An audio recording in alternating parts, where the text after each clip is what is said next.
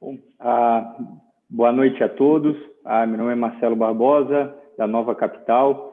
Nós temos aqui conosco hoje o Thiago Alonso, que é CEO da JHSF. Um prazer te receber aí conosco, Thiago, e ter essa oportunidade de bater um papo para que os nossos clientes e amigos possam conhecer um pouco mais da empresa, que acho que hoje é exemplo de governança corporativa, respeito aos minoritários, enfim. Então, muito obrigado aí pelo teu tempo e pela disponibilidade de estar com a gente hoje. Obrigado, Marcelo, pelo convite da Nova Capital. É um prazer aqui para mim estar atendendo aí essa solicitação de vocês. Acho que se quiser começar te apresentando e falando um pouquinho sobre a empresa, de forma geral, acho que seria interessante para que os nossos clientes possam conhecer aí um pouco mais. Legal.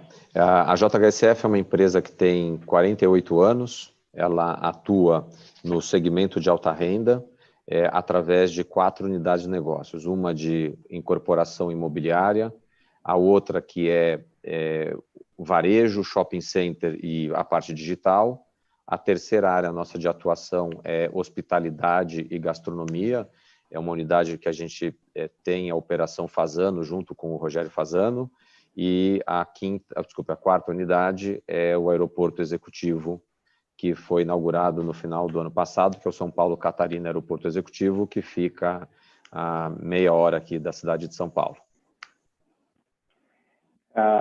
Legal. Essa é a primeira live aí que a gente faz com empresas que a gente admira e que gostaria que os nossos clientes tivessem a oportunidade de conhecer. Alguns já são acionistas, outros pensam em se tornarem acionistas. Acho que o teu trabalho aí, Thiago, frente à JHSF, de respeito ao minoritário, de disclosure, de estar próximo dessa base de acionistas, né? É louvável. Acho que é uma evolução do mercado brasileiro, a forma como você se relaciona com os stakeholders e também com os acionistas minoritários, né?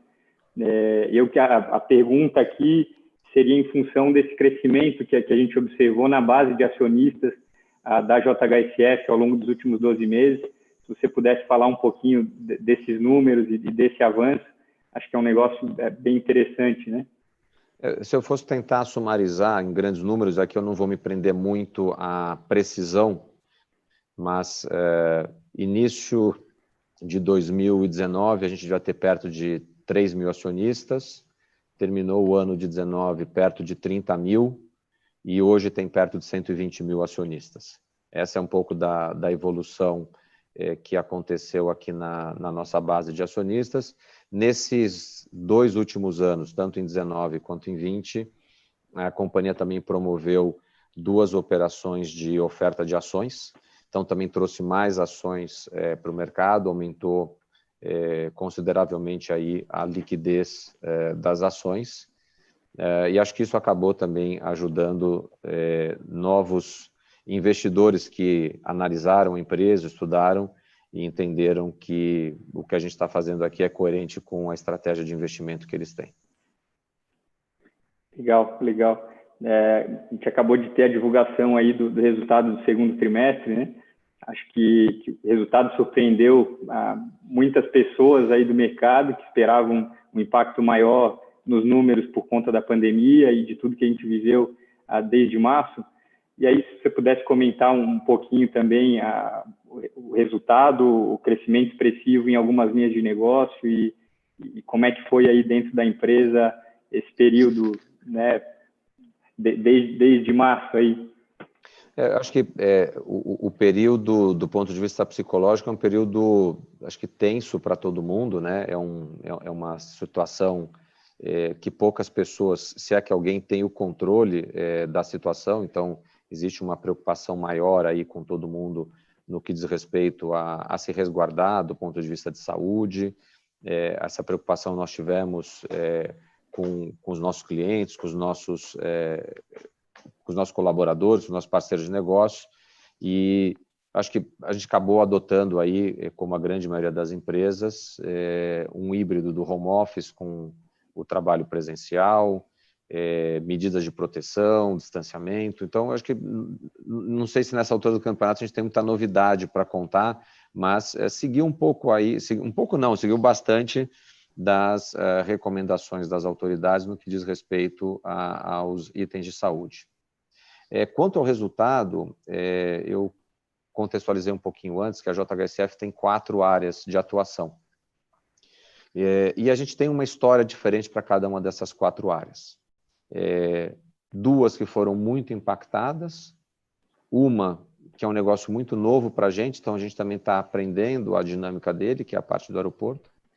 E, por fim, a parte da incorporadora, que teve, na realidade, um crescimento expressivo com relação ao primeiro trimestre, e, de uma certa maneira, isso acabou ajudando a gente a fazer com que o consolidado da companhia fosse positivo para o crescimento da receita, para o crescimento do resultado operacional, o EBITDA ajustado. Depois eu contextualizo um pouquinho mais por que a gente usa essa métrica.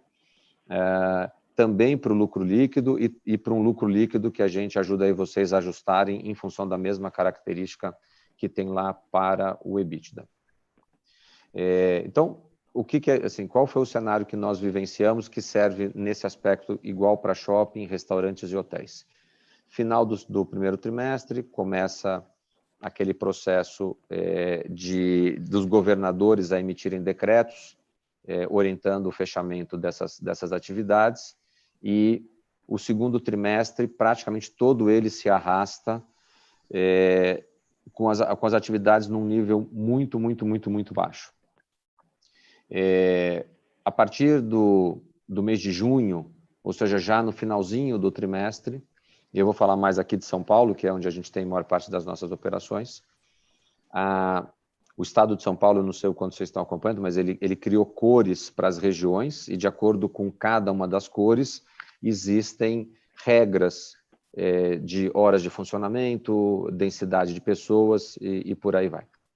Então, a regra mais severa é a vermelha, boa parte do período foi dentro da regra vermelha, e a partir do mês de junho, então, começa o processo em algumas regiões de ir para a área laranja, para a cor laranja, que já tem alguma flexibilidade, como, por exemplo, poder abrir um shopping center 4 horas, enquanto um shopping funciona normalmente 12 horas.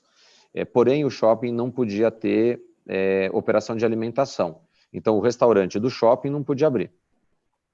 Então, assim, tem uma série de, vamos dizer, micro barreiras aqui que começaram a cair ao longo do segundo trimestre, principalmente mais para o final do trimestre. E aí, quando a gente entra no terceiro trimestre, o que era laranja virou amarelo. E, nesse aspecto, amarelo são mais horas de funcionamento com menos restrições, porém, ainda poucas horas de funcionamento com muitas restrições. E, aparentemente, a gente está caminhando para ter um terceiro trimestre mais amarelo do que laranja. Então, essas atividades dos shoppings, dos restaurantes, dos hotéis, que foram bem impactadas no sentido negativo da palavra durante o segundo trimestre, aparentemente vão ter um trimestre melhor no terceiro trimestre do que foi no segundo. Em algumas situações tem me perguntado, mas, quando é que você acha que esse negócio regulariza, normaliza? É difícil a gente falar. Acho que tem essa questão regulatória, se eu posso assim chamar, dos decretos. Tem uma questão que esses decretos eles determinam os horários de funcionamento serem mais reduzidos. Tem a própria questão dos frequentadores estarem ou não estarem à vontade para frequentar esses lugares, apesar de todos os protocolos que existem.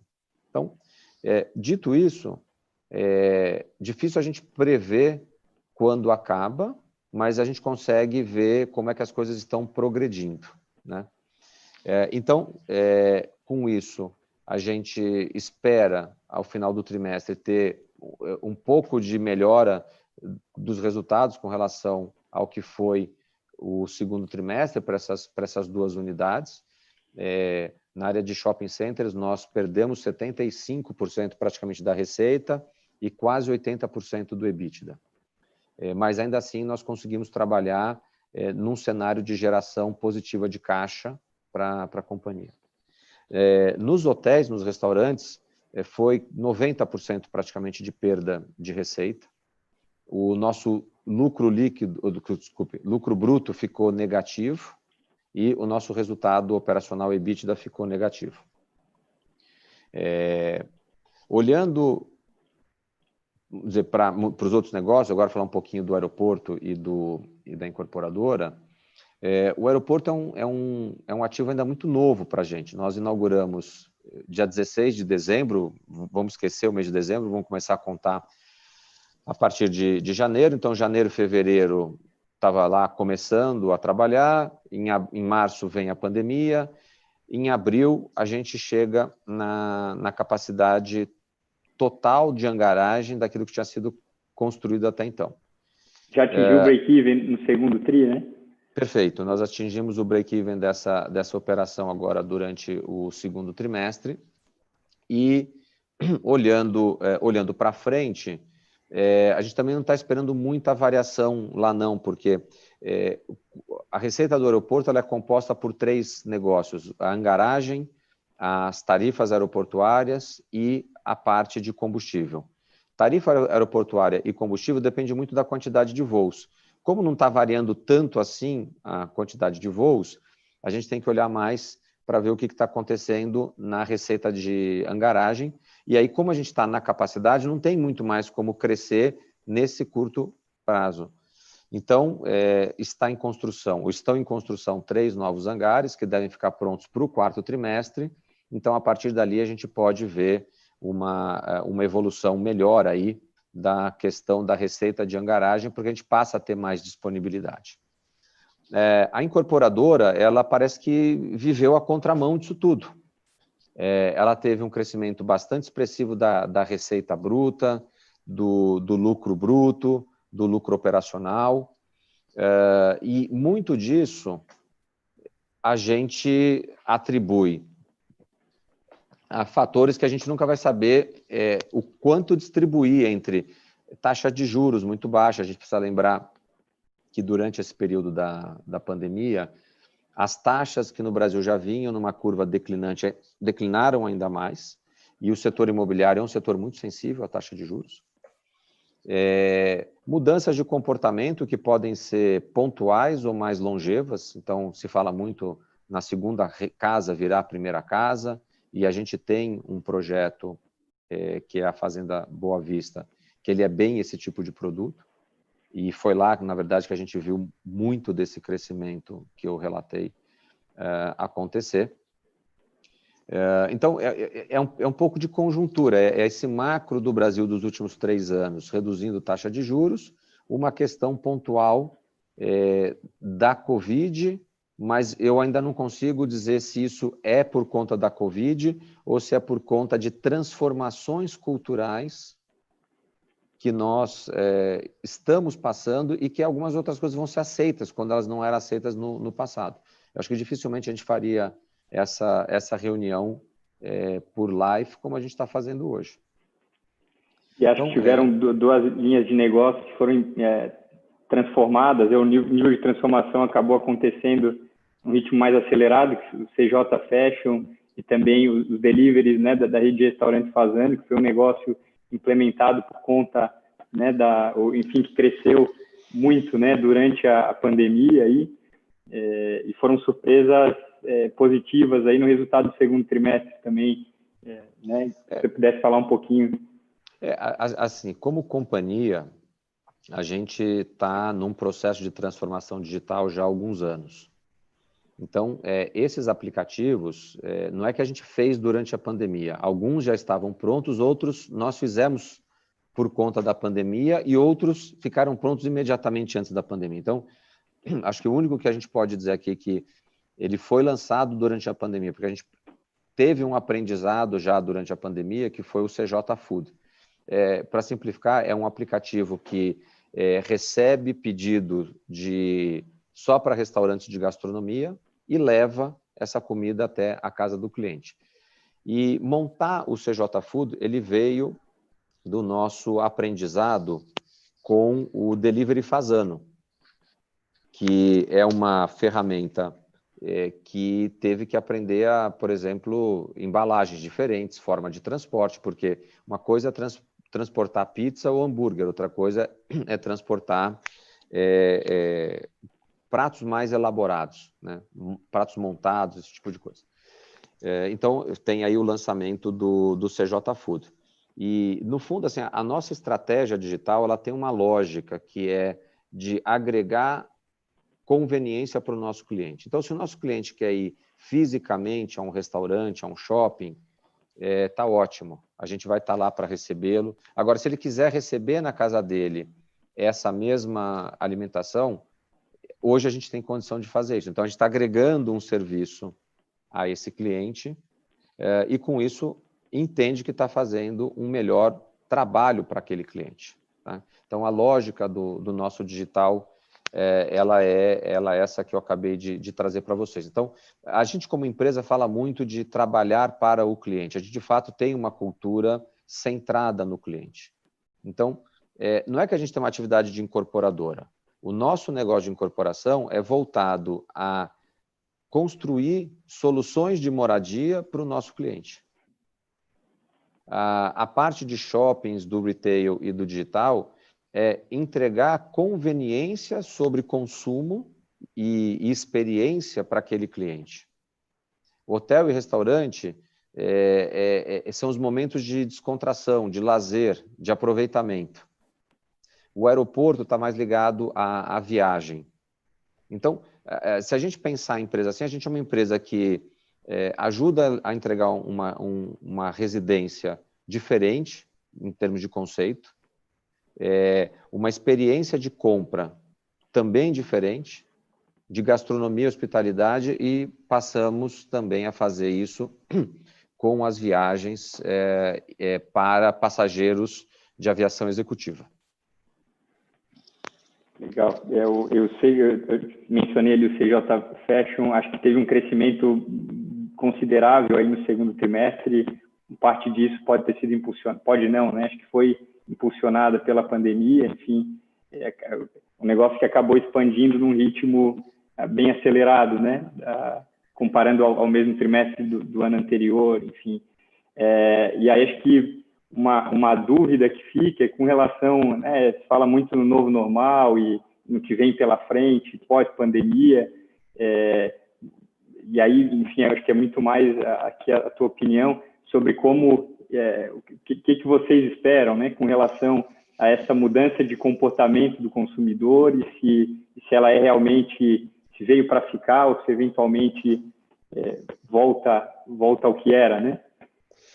Eu acho que ela veio para ficar, talvez não na mesma intensidade que ela está hoje, essas questões mais de soluções digitais.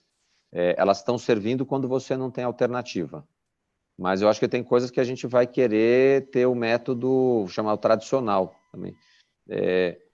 Eu acho que é muito prematuro para qualquer um de nós assim, tirarmos conclusões sobre a pandemia.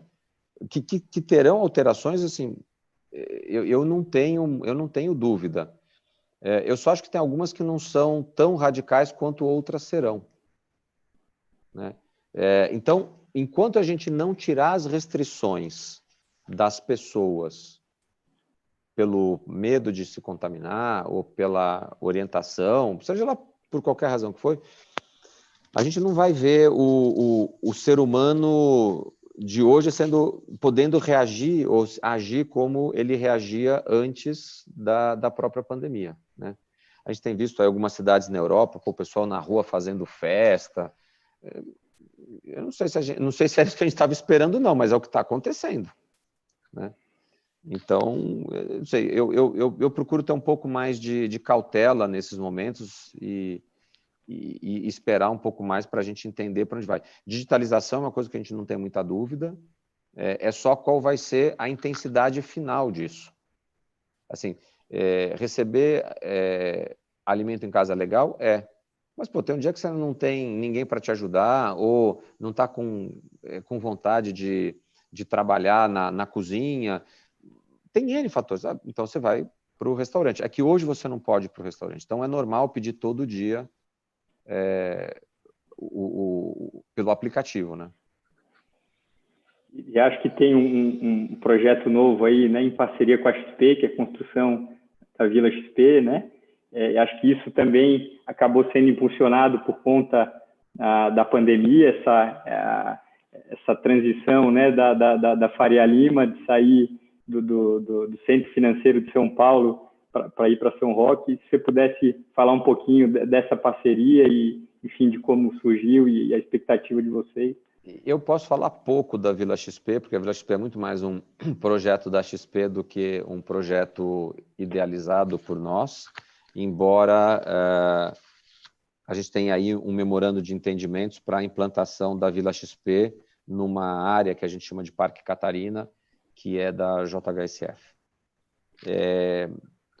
Dito isso, a gente tem que esperar um pouco mais aí da criatividade do time da casa para trazer mais novidades, mas eu acho que é uma reação. A gente vai ter que esperar para conhecer melhor, né, todas as características. Eu, na verdade, eu conheço, tá? Eu só não posso falar de maneira mais aberta. E eu acho que as pessoas estão se perguntando, né, o que eu quero, o que eu gosto. Putz, eu podia ter morrido, né? Então, é um momento muito diferente. E eu acho que eles tiveram uma ideia bastante interessante de fazer esse projeto e desenvolver aspectos da cultura da empresa a partir da Vila XP. Legal. E aí, voltando um pouquinho ali para a divisão, né, de incorporação e a Fazenda Boa Vista, que foi um negócio que surpreendeu aí no segundo trimestre pelo volume, né, de vendas e a participação na receita total do grupo. Acho que foi muito interessante. Como é que vocês estão vendo aí o segundo semestre e se isso é uma tendência, né, que deve continuar impactando positivamente o resultado da empresa e olhando para frente? A temperatura que a gente está lendo no termômetro nessa primeira metade do terceiro trimestre ou no início do segundo semestre, ela é muito parecida com a que terminou. Eu não sei se a gente vai ficar para cima, para baixo, mas não deve ser muito grande essa diferença, pelo que a gente está vendo aqui até hoje. Pode ser que também nada aconteça a partir de amanhã. Então, assim, não tome o que eu estou falando como uma certeza de que vai acontecer. Até agora, o que está acontecendo é muito alinhado. No fundo, acho que a gente tem uma tendência a quebrar os períodos por trimestres, mas as coisas são uma sequência, né? Como eu falei agora há pouco, que o momento da sequência para os restaurantes e para os hotéis e para os restaurantes, perdão, para os shoppings, ele é de melhora, né? Eu estou vendo aqui uma tendência de patamar com relação ao que foi no trimestre passado a atividade da incorporadora. Então, assim, comparado com o que até nós estávamos pensando, pode vir alguma coisa boa, lembrando que o segundo trimestre foi excepcional. Legal. O André coletou algumas perguntas dos nossos clientes que fizeram antes da live. Como vai ser uma live mais curta, aí a gente termina às 19h40, né? Então, queria abrir aí para algumas perguntas dos nossos clientes, dos participantes. André, se conseguir. Bem, boa noite a todos aí. Deixa eu me apresentar. Eu sou o André. Estou aqui deixando tudo em ordem para essa live aí. A gente recebeu algumas perguntas tanto pelo YouTube quanto pelos nossos chats internos aqui. E uma pergunta que eles estão comentando bastante pede para ele comentar um pouco do setor para os próximos períodos em que estamos vendo um aumento na demanda por imóveis. Eu acho que o Thiago vai saber responder melhor do que eu nisso aí. Não, legal. Eu vou falar de setor, tá? Não estou agora falando de JHSF para atender a essa solicitação. O setor imobiliário no mundo inteiro, ele tem essa característica. Quando o juros real fica mais alto, ele fica mais devagar. Quando o juro real cai, ele acelera.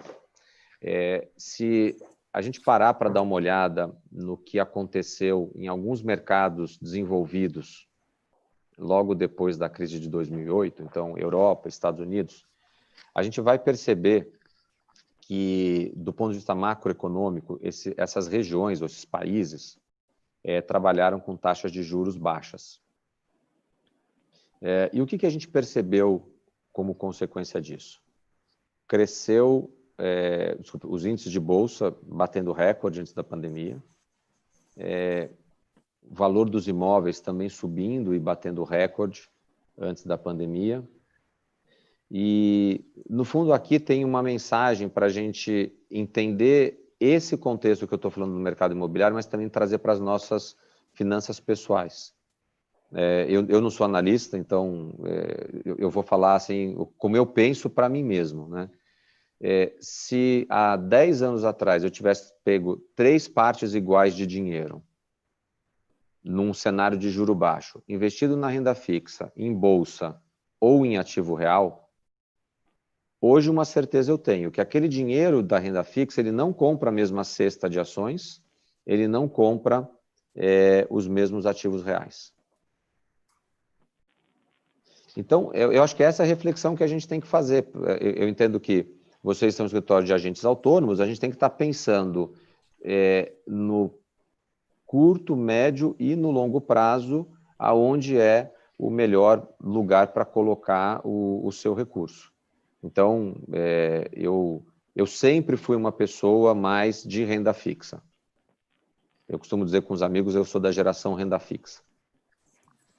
Você esperava esse crescimento exponencial aí na base de acionistas, né? Enfim, esses números que a gente estava conversando aí, comentando no começo da live, acho que a JHSF, e até pelo seu papel também nas mídias sociais, a proximidade não só com os clientes, né, na ponta do negócio, mas também com o acionista, com os minoritários e o respeito. Acho que a empresa estava muito bem posicionada para conseguir absorver esse número crescente de pessoas físicas, né, de pessoas entrando na Bolsa de Valores, investindo em ações pela primeira vez, enfim, para capturar muito desse movimento, né? Esse é um movimento que a gente não controla, né? Assim, a gente da empresa não controla. Então, existe alguma explicação para isso estar acontecendo.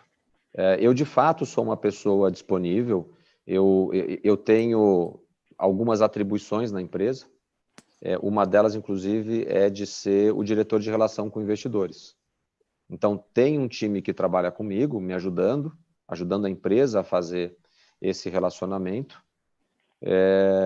E algum tempo meu do dia, eu acabo dedicando também para fazer isso. E eu não sei se isso está ajudando. Eu vou com o intuito de ajudar as pessoas a entenderem os negócios que a empresa faz. E muitas vezes a ajuda é simplesmente dizer, olha, sim, não, não é. Olha, você quer aprender mais, vai no site de relação com investidores. Aliás, fica uma dica aqui, né? Existe muito material. O fato é que, para quem quer investir, precisa estudar. É uma arte investir. É uma arte analisar uma empresa, um negócio, etc. e tal. Quando eu digo uma arte, eu digo requer algum preparo. E no que eu puder ajudar, eu sempre me coloco à disposição. Legal, o nosso tempo também é curto, então tem uma pergunta muito boa aqui do nosso amigo Logan, nosso amigo e profissional de equipe.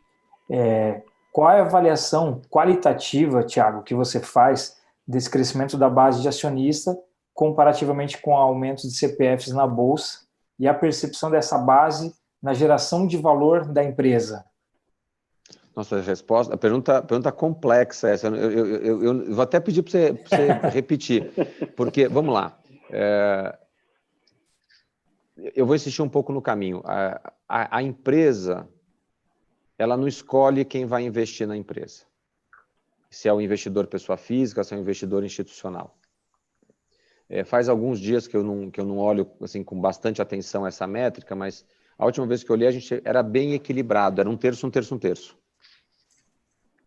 É claro que, via de regra, uma pessoa física, tem sempre exceção, tá? Mas ela investe menos dinheiro do que um gestor de fundo brasileiro ou internacional. Então, a quantidade, apesar de ser esse um terço, um terço, um terço, ela é maior. Essas conversas que eu faço através de canais como o de vocês, ou de iniciativas como a de vocês, e quando tem um espaço na agenda, eu vou até o Twitter para também conversar com as pessoas, ele é muito no sentido de ajudar a entender.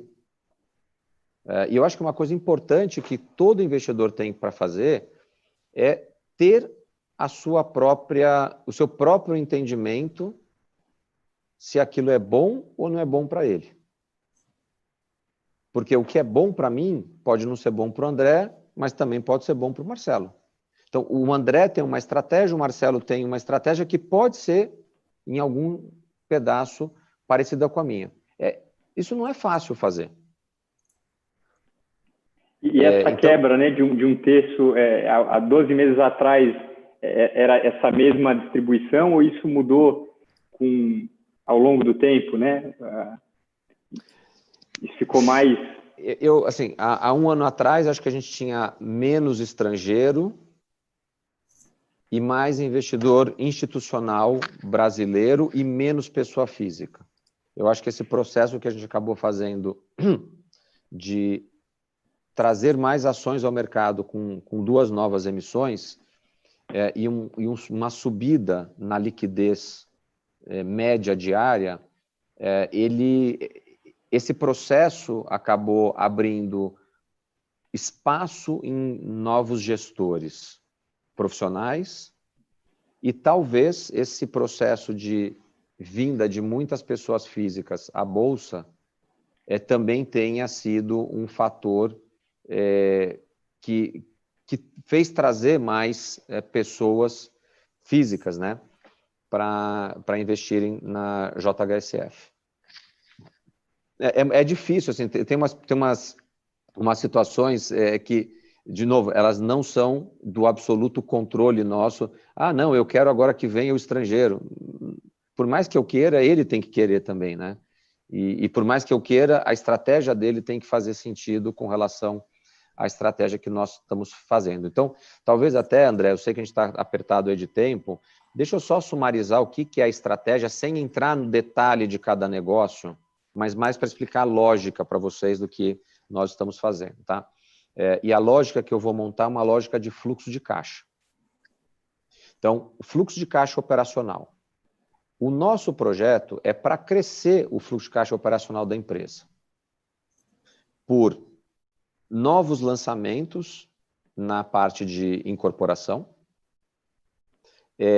por uma velocidade de venda mais alta naquilo que nós temos de estoques e, na medida que a gente trabalhar dentro de um ambiente minimamente aceitável para a incorporação, a gente tem bastante coisa, que é o land bank, como o pessoal chama, para trabalhar.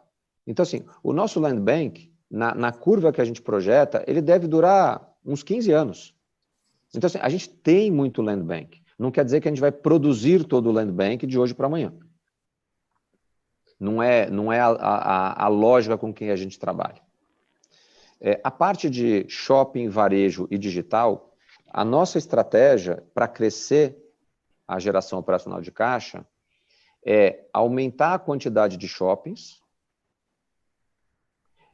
em bairros, principalmente da cidade de São Paulo, ou em projetos que nós fazemos fora da cidade de São Paulo para o público de alta renda, com isso ganhando mais proximidade com esse público e trazendo a parte digital como forma de adicionar conveniência para aquela pessoa que não quer ir fisicamente até o shopping.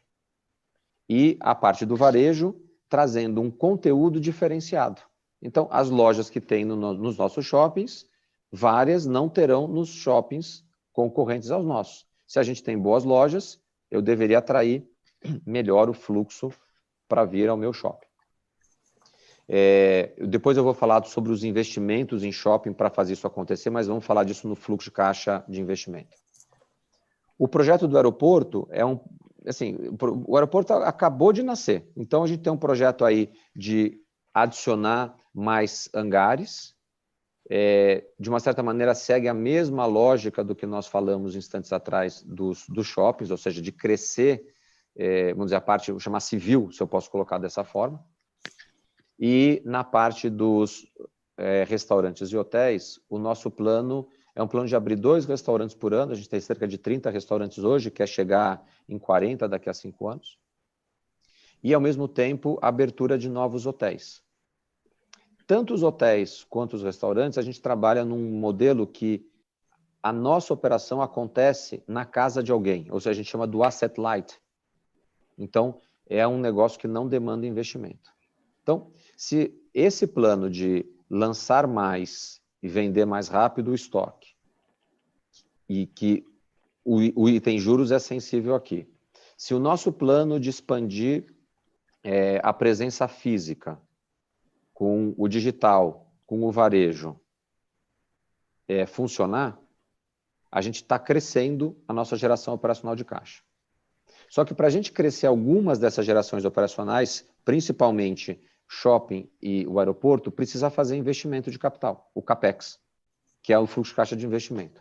Só que a lógica do que a gente quer fazer se eu faço um shopping novo, eu não quero ficar com 100% daquele shopping, porque a gente não precisa de 100% do shopping para executar a nossa estratégia, que é uma estratégia de presença. Então, eu pego uma parcela minoritária e vou vender uma parcela minoritária daquele shopping. Então, existe um fundo de shoppings, que é o XP Malls, que é sócio em todos os shoppings onde nós somos sócios. Então, é um parceiro que ele está na mão contrária. A estratégia do fundo é gerar renda para os seus acionistas. Se eu estiver falando alguma coisa que não é do fundo, é só a minha interpretação de leigo aí do assunto. E de tempos em tempos, o administrador e o gestor do fundo vem interesse ali de captar dinheiro e comprar novas participações. Esse é um momento que a gente pode aproveitar para vender essas parcelas minoritárias dos novos empreendimentos. Então, com isso, a gente aloca capital e desaloca capital. E não aloca e fica lá parado e só aquela rendinha gerando. A gente desaloca, de preferência, todo o investimento que foi feito e ainda gera uma renda. Então, o retorno sobre capital investido com essa estratégia sobe muito. E é uma métrica que a gente tem que trabalhar. E do ponto de vista financeiro, hoje a JHSF está muito bem capitalizada, né? Pós-follow-on, dívida líquida negativa, né? Enfim, acho que é uma das empresas aí que passou essa fase pior aí nesse segundo trimestre e sai muito bem também do ponto de vista financeiro, do que foi provavelmente o pior trimestre do ano aí, né? Até pegando um gancho nisso, aquelas 2 capitalizações que eu fiz referência ajudaram a fazer isso, e na medida que a gente melhorou a qualidade da estrutura de capital, nós também fomos trabalhar na qualidade da estrutura de dívida. Então, hoje a gente tem perto de 80% do nosso endividamento que é com CRI, ou são CRIs. E são CRIs que estão com investidores institucionais. Então, com isso a gente conseguiu prazos bastante alongados. Então, a gente tem 25% da dívida com prazo de 6 anos. Uma outra operação de 10% da dívida com prazo de 10 anos. Uma operação com 50% da nossa dívida com prazo de 15 anos.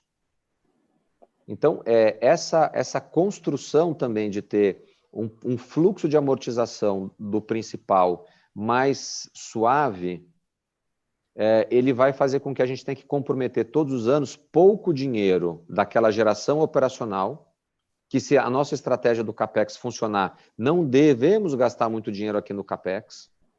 Eu não estou falando no trimestre a trimestre, a gente tem que olhar isso aqui de ciclos, de talvez a cada 2 anos, né? Então, a gente não deveria ter gasto ali muito recurso e gastar também muito pouco recurso no fluxo de caixa financeiro. Porque com uma posição de caixa alta, a despesa financeira líquida é relativamente baixa, porque a gente paga juros, mas também recebe juros. E com muito caixa, na hora que chega a data de vencimento de um contrato, você tem uma boa condição de crédito para fazer a renovação daquele contrato. Então, dentro de uma premissa de não ter que mexer muito na estrutura de capital, o que a gente está fazendo do ponto de vista de estratégia para a empresa vamos cuidar do crescimento do fluxo de caixa operacional, entendendo que esse fluxo tem os seus riscos, mas vamos isolar o risco financeiro desse negócio. Principalmente para um negócio como é a incorporação, que quando o juro sobe, a gente já aprendeu. Quando cai, a venda sobe, quando sobe, a venda cai. Só que quando a venda cai, a geração operacional de caixa cai. Se junto dessa caída da geração operacional de caixa, o juro subiu, a sua despesa financeira sobe. E se você tem menos geração operacional de caixa, mais despesa financeira, o seu credor fica desconfortável de voltar a te emprestar dinheiro. Ou ele vai encarecer mais ainda o dinheiro, ou ele vai tirar o teu dinheiro. Então, essa alavancagem é algo que a gente mitigou muito com o risco dessa alavancagem é algo que nós mitigamos bastante em adotar essa estratégia que eu acabei de descrever para vocês. Tá? Então, a lógica do que a gente está fazendo de negócio é isso. O resto, acho que é um pouco mais dos específicos de como a empresa faz. Legal. Até respeitando o tempo aí dos espectadores e dos participantes, tem algumas perguntas que ficaram aqui, eventualmente a gente responde no individual ali, a gente busca um envio, uma forma de responder essa turma. Da minha parte, Marcelo, quiser finalizar. Não, queria agradecer mais uma vez aí, Thiago, a tua disponibilidade de tempo e poder estar aqui conosco hoje, falando um pouquinho sobre a empresa e também sobre o planejamento estratégico aí para os próximos anos. É uma grande honra e um prazer aí te ter conosco. Então, muito obrigado em nome da Nova Capital. Obrigado mais uma vez, Marcelo, André, pelo convite. Eu deixo aqui à disposição também para quem não teve as perguntas aí eventualmente respondidas. Passa um e-mail lá para o ri@jhsf.com.br e o pessoal vai cuidar com atenção. Obrigado aí pela oportunidade e um abraço virtual para vocês. Obrigado. Boa noite. Um abraço.